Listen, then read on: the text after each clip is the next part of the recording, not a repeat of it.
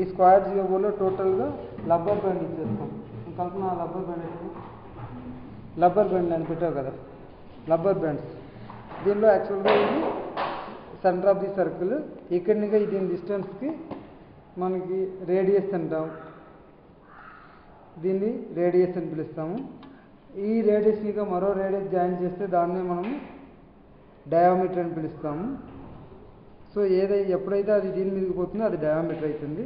ఈ డయామీటర్తో పాటు ఇది ఇలా చూపించామంటే ఇది సెమీ సర్కిల్ అయిపోతుంది డయామీటర్కి. అదే వేరే ఏదైనా ఒక పాయింట్, 2 పాయింట్లు కలిపితే దీన్ని కార్డ్ అంటాం.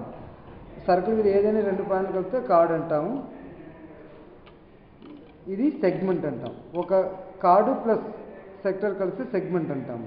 అదే సెక్టర్ ప్లస్ 2 ఆర్కులు కలిస్తే 2 రేడియస్ ఒక ఆర్క్ కలిస్తే సెక్టర్ అంటాం. ఇది మైనర్ సెక్టర్, ఇది మేజర్ సెక్టర్. దీనిలో ఇది మైనర్ సెగ్మెంట్, ఇది మేజర్ సెగ్మెంట్. ఇదంతా సర్కంఫరెన్స్. ఇది టోటల్, ఇది ఏరియా. ఈ సర్కంఫరెన్స్నే ఇంకొకటి మనం పెరిమీటర్ ఆఫ్ సర్కిల్ అని కూడా చెప్తాము.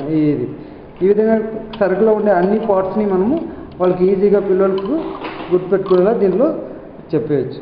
Radius, diameter, arc, segment, sectors అన్నీ దీని ద్వారా క్లియర్గా పిల్లలకి అండర్స్టాండ్ చెప్పవచ్చు. ఇది బేసిక్ సర్కిల్ పార్ట్స్ అని చెప్తాం.